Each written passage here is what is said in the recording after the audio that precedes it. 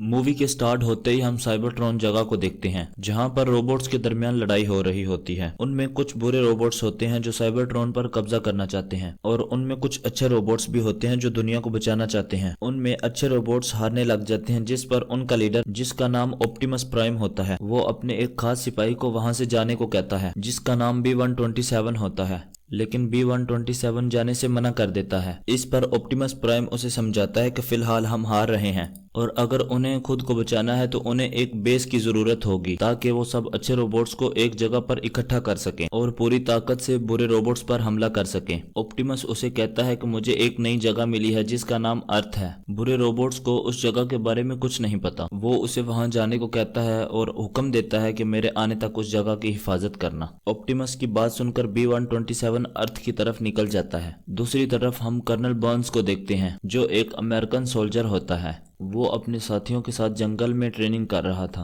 तभी वहां B-127 की क्रैश लैंडिंग होती है। उसकी वजह से आर्मी के बहुत सारे लोग घायल हो जाते हैं और कर्नल B-127 को अपना दुश्मन समझकर उस पर हमला करने का हुक्म देता है और सारे सोल्जर उस पर हमला कर देते हैं। आर्मी उसे चारों तरफ से घेर लेती है। वहां एक बुरा रोबोट भी आ जाता है और वो आते ही उन सब पर हमला कर देता है। उसके बाद उन दोनों रोबोट्स में लड़ाई शुरू हो जाती है जिसकी वजह से B-127 का बोलने वाला सिस्टम खराब हो जाता है। जैसे तैसे करके B-127 उसे मार देता है। अगले सीन में हम चार्ली को देखते हैं जिस पर हमें पता चलता है कि वो अपने घर वालों से खुश नहीं है। वो अपने घर वालों से कुछ पैसे मांगती है जिससे वो अपनी कार ठीक करा सके, लेकिन उसकी मॉम उसे मना कर देती है। इसके बाद चार्ली अपनी जॉब पर चली जाती है। वहां पर कुछ लड़कियां हमेशा उसकी जॉब का मजाक उड़ाती थी जिसकी वजह से चार्ली बहुत परेशान रहती है। इसके बाद चार्ली एक गोदाम पर जाती है जहां पर वो अपनी गाड़ी के कुछ पार्ट्स लेने आई थी। वो पार्ट्स जमा कर रही होती है लेकिन तभी उसकी नजर एक येलो गाड़ी पर पड़ती है। वो उसे बहुत पसंद आती है। वो B-127 ही होता है। चार्ली उसे स्टार्ट करती है जिसकी वजह से एक सिग्नल रिलीज होता है जो बुरे रोबोट्स तक पहुंच जाता है। उन्हें B-127 की लोकेशन का पता चल जाता है और वो भी अर्थ की तरफ आना शुरू कर देते हैं। उसके बाद चार्ली उस गराज के मालिक के पास जाती है और उसे खरीदने की मांग करती है जिस पर वो मान जाता है और चार्ली उस गाड़ी को लेकर अपने घर आ जाती है। चार्ली उसे ठीक कर रही होती है तभी B-127 अपने रूप में आ जाता है। चार्ली उसे देखकर डर जाती है। B-127 उसे कुछ नहीं कहता और वो समझ जाती है कि ये उसे कुछ नहीं कहेगा और वो इससे बात करने की कोशिश करती है,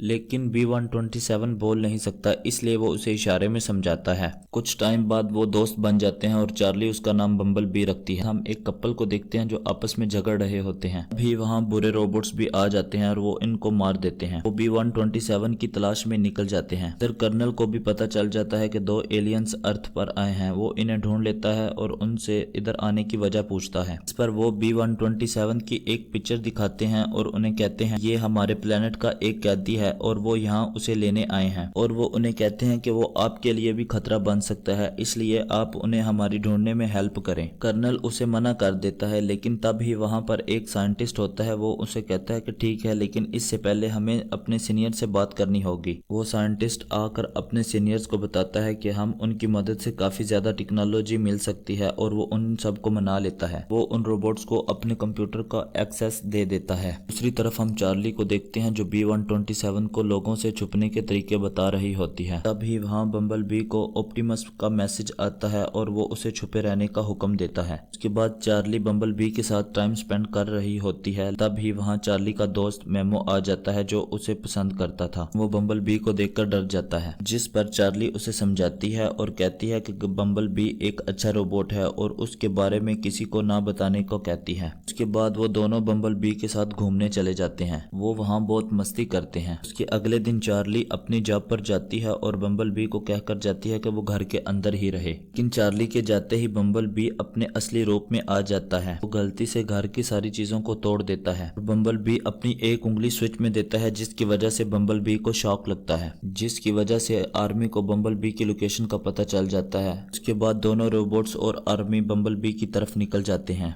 इधर जब मेमो चार्ली के घर पर कुछ आवाजें सुनता है तो वो समझ जाता है कि कुछ गड़बड़ है। उसके बाद वो चार्ली को घर पर बुला लेता है और वो जब घर के अंदर दाखिल होते हैं तो देखकर हैरान हो जाते हैं। ये देखकर चार्ली बम्बलबी पर बहुत गुस्सा करती है। तभी चार्ली की मोम घर पर आ जाती है और वो घर की ऐसी हालत देखती है तो वो चार्ली को बहुत डांटती है। चार्ली और उसकी मम्मा का झगड़ा होता है। उसके बाद चार्ली और मेमो बम्बलबी को लेकर जा रहे होते हैं, तभी उन्हें आर्मी पकड़ लेती है और वो बम्बलबी को अपने साथ ले जाते हैं। उसके बाद चार्ली कर्नल और अपनी फैमिली को समझाती है कि बम्बलबी अच्छा रोबोट है, लेकिन कोई भी चार्ली की इस बात को नहीं मानता। उसके बाद चार्ली अपने छोटे भाई के साथ बैम्बो के घर पर आती है, जहाँ पर टीवी न्यूज से उन्हें पता चलता है कि उन्होंने बम्बलबी को कहाँ रखा है। उसके बाद चार्ली मेमो के साथ मिलकर बम्बलबी को बचाने जाती है। इधर हम देखते हैं कि दोनों रोबोट्स बम्बलबी को टॉर्चर कर रहे होते हैं और उसके लीडर ऑप्टिमस का पूछ रहे होते हैं, लेकिन बम्बलबी उन्हें कुछ नहीं बताता। चार्ली और मेमो भी उधर पहुंच चुके होते हैं। वो दोनों छुप कर उन्हें देख रहे होते हैं और उधर साइंटिस्ट को भी पता चल जाता है कि इन रोबोट्स का इरादा गलत है। जनरल को मैसेज भेजता है कि हमसे बहुत बड़ी गलती हो गई और कर्नल समझ जाता है। वो रोबोट्स साइंटिस्ट को मार देते हैं। के बाद बुरे रोबोट्स अपने साथियों को बुलाने के लिए एक जगह पर जाते हैं, जहां से वो उन्हें एक मैसेज भेज सकें। इसके बाद चार्ली बम्बलबी के पास आती है और उसे इलेक्ट्रिक शॉक देती है, जिसकी वजह से वो होश में आ जाता है। तब तक वहां जनरल भी आ जाता है और वो उस पूरी जगह को ब्लास्ट कर देता है ताकि वो सारे रोबोट्स मर जाएं।